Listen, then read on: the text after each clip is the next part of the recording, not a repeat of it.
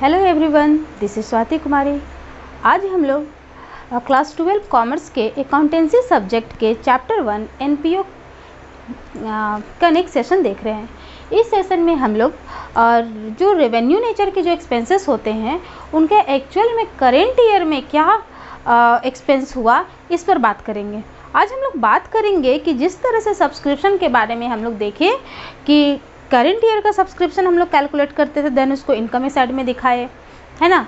और consumable goods का calculation करके, करेंट कैलकुलेशन करके, मतलब पर्टिकुलर उस ईयर में जो खर्च हुआ उसको कैलकुलेट करके हम लोग एक्सपेंडिचर साइड में दिखाए। तो इसी तरह कुछ रेवेन्यू एक्सपेंसेस होते हैं जिसको भी हम लोगों को कैलकुलेट करना होता है कि एक्चुअल में उस करेंट ईयर में या उस फिनेंशियल ईयर में कितना खर्च हुआ, है ना। तो ये आज हम लोग बात कर रहे हैं, आज हम लोग चर्चा कर रहे हैं revenue expenditure, actual revenue expenditure, है ना। जब हम इनकम एक्सपेंडिचर अकाउंट बनाएंगे तो हमको आउटस्टैंडिंग एक्सपेंडिचर होगा, उसमें कुछ प्रीपेड एक्सपेंडिचर होंगे, कुछ एडवांस रेवेन्यू एक्सपेंडिचर होंगे, ठीक है। तो ऐसे में सिर्फ ये पता नहीं चल पाता है कि एक्चुअल उस करेंट ईयर में क्या एक्सपेंडिचर रहा होगा। अगर उस करेंट ईयर के एक्सपेंसेस को हम नहीं दिखाएंगे तो हमारा इनकम एक्सपेंडिचर अकाउंट ना सरप्लस सही से बता पाएगा ना डेफिसिट। तो हम लोगों को इनकम एक्सपेंडिचर बनाते समय इस बात को ध्यान रखना है कि जब भी कोई रेवेन्यू एक्सपेंडिचर के बारे में आउटस्टैंडिंग या प्रीपेड या एडवांस खर्च दिया हो तो सबसे पहले हम उस करेंट ईयर का एक्चुअल रेवेन्यू एक्सपेंडिचर को निकालने के लिए इस फॉर्मेट का यूज़ करेंगे और एक्चुअल रेवेन्यू एक्सपेंडिचर को कैलकुलेट करेंगे। उसके बाद चूँकि वो तो एक्सपेंडिचर ही होगा, चाहे वो करेंट ईयर का ही क्यों ना हो, और उसके बाद जो भी कैलकुलेशन के बाद एक्सपेंडिचर का अमाउंट आएगा उसको हम इनकम एक्सपेंडिचर अकाउंट के एक्सपेंडिचर साइड में शो करेंगे। तो ये जो फॉर्मेट है इसको हम लोग थोड़ा समझने का कोशिश करते हैं। लास्ट क्लास में हम लोगों ने सब्सक्रिप्शन, फंड, कंज्यूमेबल गुड्स के फॉर्मेट को देखा। ये फॉर्मेट भी उसी से मिलता जुलता है। आप अगर पिछला वीडियो नहीं देखे तो आप प्लीज़ देख लें, डिस्क्रिप्शन में आपको उसका लिंक मिल जाएगा। उसके बाद देखने के बाद आप इस वीडियो को देखेंगे तो आपको समझना इजी भी होगा, है ना, और अच्छा से समझ में आ जाएगा। तो चलिए इस फॉर्मेट को देखते हैं क्या है। Calculation of actual current revenue expenses. यहाँ पे ये ध्यान देना है कि करेंट ईयर का रेवेन्यू एक्सपेंसेस की बात कर रहा है, क्योंकि हम लोग पहले भी पढ़ चुके हैं कि जो इनकम एक्सपेंडिचर अकाउंट होते हैं वो कैपिटल एक्सपेंसेस को नहीं लेते हैं, उसमें कैपिटल एक्सपेंसेस का लेखा नहीं होता है। तो यहाँ जो भी कैलकुलेशन होगा सिर्फ और सिर्फ रेवेन्यू एक्सपेंसेस पर बात होगी। तो देखते हैं total revenue expenses paid in current year. उस पर्टिकुलर ईयर में टोटल जो भी खर्च रेवेन्यू एक्सपेंसेस पेमेंट होगा उसको हम लोग यहाँ लिखेंगे और उसके अमाउंट को सीधे आउटर कॉलम में दिखा देंगे। देखिए ये भी एक फॉर्मेट स्टेटमेंट का है, अकाउंट का नहीं है। इससे पहले जो हम लोगों ने कंज्यूमेबल और सब्सक्रिप्शन का देखा था उसी के जैसा है। आप इसको ध्यान से देखिए क्या क्या आइटम ऐड करेंगे। आउटस्टैंडिंग एक्सपेंसेस, एक्सपेंसेस का मतलब यहाँ किससे होगा, रेवेन्यू से। Outstanding expenses at the end of the year. आप पहले के अगर फॉर्मेट में देखते हैं तो आउटस्टैंडिंग सब्सक्रिप्शन के टाइम में हम लोग अगर देखें तो outstanding subscription eight the and था एड में। अगर आपको सब्सक्रिप्शन ध्यान में है तो आप उसके अकॉर्डिंग इसको भी तो जल्दी याद कर सकते हैं ना। नेक्स्ट है prepaid expenses in the beginning of the year. Prepaid या एडवांस हम लोग भी पहले देखे थे, उसका बिगनिंग हम लोग ऐड करते थे, ठीक। यहाँ ये भी चीज़ है। या कभी कभी आपको इस टाइप का सेंटेंस मिलेगा prepaid expenses of previous year. Previous year का अगर प्रीपेड है ना, प्रीवियस ईयर का प्रीपेड है मतलब प्रीवियस ईयर में। फॉर एग्जांपल अगर 2017-18 का प्रीपेड है तो किसके लिए प्रीपेड होगा, 2018-19, यानी कि ये क्या हो गया 18-19। अगर ये मेरा करेंट ईयर है तो इसके लिए बिगनिंग ही ना हुआ, तो ये सेम पहले के फॉर्मेट में बैठ गया। प्रीपेड या एडवांस इन द बिगनिंग पहले भी होता था। तो इस तरह से दोनों आइटम को इनर कॉलम में लिखने के बाद हम लोग बाहर करेंगे, दोनों के बीच ऐड का साइन है इसलिए ऐड करके नीचे उतारेंगे। और अब देखते हैं कि लेस में क्या आइटम आता है। लेस में है आउटस्टैंडिंग एक्सपेंसेस यानी revenue expenses, outstanding expenses of previous year. जिस तरह से यहाँ पे आउटस्टैंडिंग एक्सपेंसेस एंड था तो प्रीवियस ईयर का है, प्रीवियस ईयर का अगर आउटस्टैंडिंग है तो इस ईयर के लिए वो क्या हो गया, बिगनिंग हो गया। तो ये याद रखिएगा, ऐसे भी आउटस्टैंडिंग यहाँ एंड है तुमको आपको यहाँ बिगनिंग ही होगा, है ना। यहाँ लिखा हुआ होगा आउटस्टैंडिंग एक्सपेंसेस नहीं बिगनिंग। अमाउंट आप इनर कॉलम में लिखेंगे। नेक्स्ट है prepaid expenses at the end of the year, या लिखा हुआ होगा prepaid expenses belonging to next year, यानी कि प्रीपेड एट द एंड, ठीक है। तो दोनों अमाउंट को इनर कॉलम में लिख के हम जोड़ करके बाहर करेंगे, इन दोनों को जोड़ के बाहर करेंगे। इन दोनों के बीच हमारा लेस का साइन है, इसलिए हम लोग लेस करके नीचे लिखेंगे।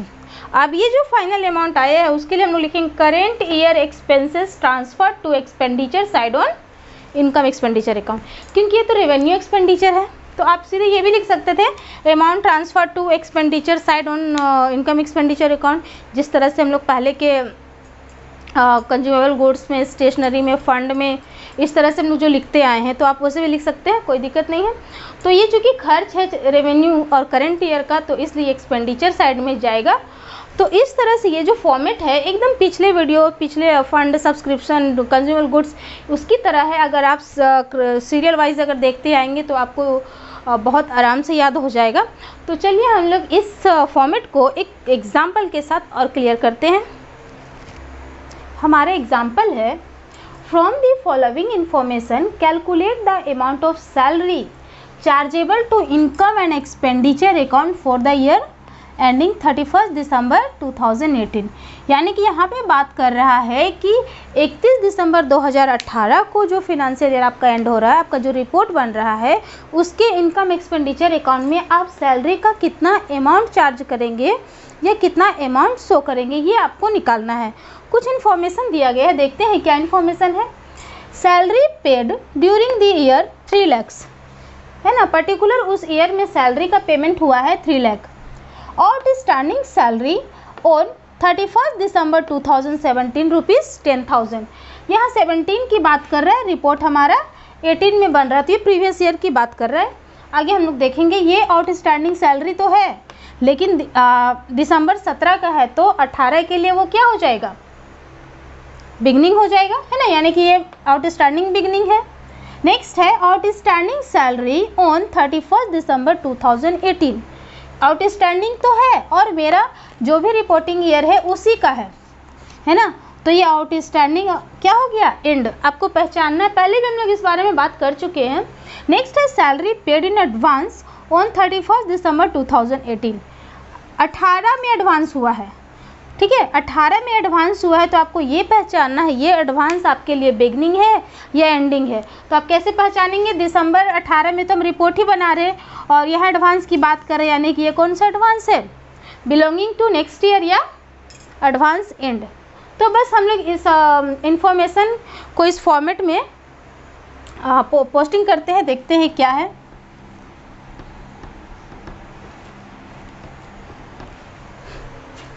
जिस तरह से फर्स्ट में लिखा हुआ है रेवेन्यू एक्सपेंसेस, हम लोग यहाँ पर लिख देंगे रेवेन्यू की जगह में सैलरी। कैलकुलेशन ऑफ एक्चुअल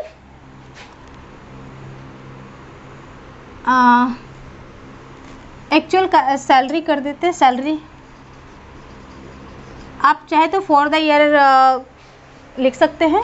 हम यहाँ लिखेंगे salary paid in current year. Salary paid current year में कितना हुआ है, 3 लाख। सीधे हम लोग फॉर्मेट के अकॉर्डिंग इसको आउटर कॉलम में लिख देंगे। अब क्या आइटम ऐड होने वाला है, आउटस्टैंडिंग, चूँकि हम लोग सैलरी की बात कर रहे हैं, ठीक है, तो आउटस्टैंडिंग सैलरी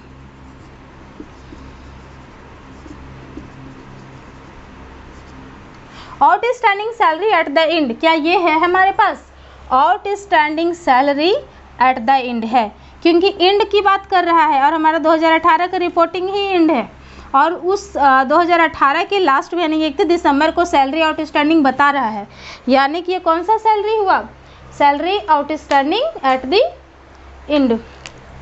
तो ये 15,000 हम लोग यहाँ दिखाएंगे।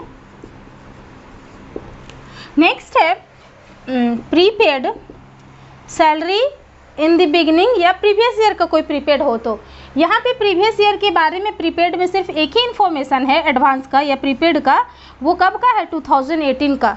जो हम लोग देखें कि इस ईयर के लिए वो एंड है तो बिगिनिंग तो हो ही नहीं सकता है, यानी कि हमारा क्वेश्चन में prepaid salary in the beginning या prepaid salary of previous year ये नहीं दिया हुआ है, तो हम इसकी जगह में नील कर देते हैं। दोनों को जोड़ करके बाहर ले जाते हैं, दोनों के बीच चूँकि ऐड का साइन है तो हम लोग ऐड करके नीचे लिखते हैं 3,15,000। नेक्स्ट हम देखते हैं आउटस्टैंडिंग सैलरी। जहाँ जहाँ एक्सपेंसेस है आप जो भी एक्सपेंसेस का काम कर रहे हैं उसको आप लिख दीजिएगा। आउटस्टैंडिंग सैलरी, ये जरूरी नहीं है कि आप ये दोनों लाइन लिखेंगे, हम आपको बस समझाने के लिए फॉर्मेट में 2 लाइन यूज़ किए थे, है ना। आप क्वेश्चन बनाने समय इसको रिक्वायरमेंट नहीं है।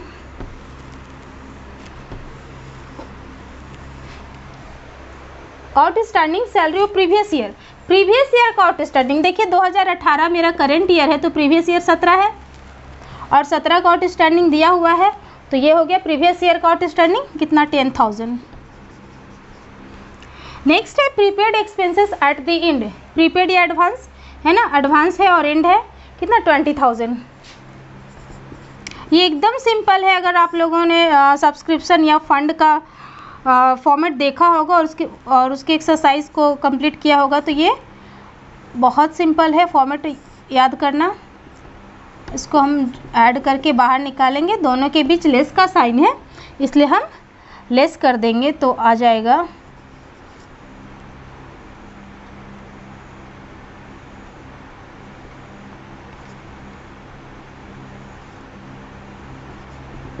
2,85,000। तो ये जो 2,85,000 हुआ जो आया उसको हम कहाँ दिखाएंगे, हम लोग यहाँ पे लिखेंगे outstanding salary, sorry outstanding salary नहीं लिखेंगे, हम लोग लिखेंगे 2 तरह से आप लिख सकते हैं, या तो आप लिख सकते हैं amount transfer to expenditure side on income and expenditure account, expenditure account. अगर क्वेश्चन के अकॉर्डिंग हम देखेंगे तो यहाँ पे चार्जेबल वर्ड यूज़ किया है तो आप लिख सकते हैं चार्जेबल सैलरी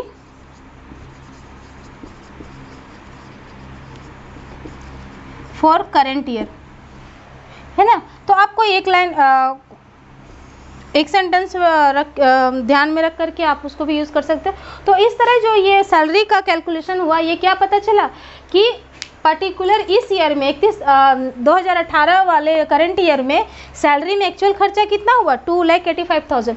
अगर आप इस तरह से क्वेश्चन में देखें तो आप सिर्फ क्वेश्चन देख करके आप ये नहीं बता पाएंगे कि ये सैलरी में एक्चुअल उस पर्टिकुलर ईयर में कितना खर्च हुआ था, क्योंकि यहाँ अगर इसकी बात करें salary paid during the year 3 lakh, तो हम नहीं कह सकते हैं कि जो सैलरी पेमेंट हुआ है 3 लाख वो उसी साल का है ना, प्रीवियस का भी हो सकता है, नेक्स्ट का भी हो सकता है। तो इस तरह से जो आपको क्वेश्चन मिला, इसको देखने पर आप ये नहीं बता पाएंगे कि एक्चुअल में सैलरी कितना पेमेंट हुआ है उस ऑर्गेनाइजेशन के द्वारा, जब तक आप इसको कैलकुलेट इस फॉर्मेट में नहीं करेंगे। तो इसको कैलकुलेट करने का बस यही मतलब होता है कि पर्टिकुलर अपने करेंट ईयर में कितना एक्सपेंसेस खर्च हुआ है उसको निकालना, है ना। तो इस तरह से इस आज के हम लोग इस सेशन में revenue expenditure, actual revenue expenditure जिसका पोस्टिंग हम इनकम एक्सपेंडिचर अकाउंट के एक्सपेंडिचर साइड में करते हैं उसके बारे में बात हुई, उसको हम लोगों ने जाना। ये छोटी छोटी बातें जो थी अभी तक हम लोग इनकम एक्सपेंडिचर अकाउंट बनाने से पहले जो सीखे, जैसे हम लोगों ने फंड सीखा, सब्सक्रिप्शन सीखा, कंज्यूमेबल गुड्स सीखा, है ना, रेवेन्यू एक्सपेंडिचर सीखा, एंडाउमेंट फंड, ऐसे कुछ कुछ इंपॉर्टेंट टर्म्स था जिसको हम लोग अब तक सीख चुके हैं, पढ़ चुके हैं। नेक्स्ट क्लास में हम लोग अब इनकम एंड एक्सपेंडिचर का फुल क्वेश्चन, है ना, बनाएंगे। अब हम लोग एक्चुअल में इनकम एक्सपेंडिचर वाले क्वेश्चन में इंटर कर रहे हैं, क्योंकि उसके अंदर जितनी छोटी छोटी एडजस्टमेंट थी, जितनी छोटी छोटी बातें थी वो हम लोगों ने अब तक जान लिया।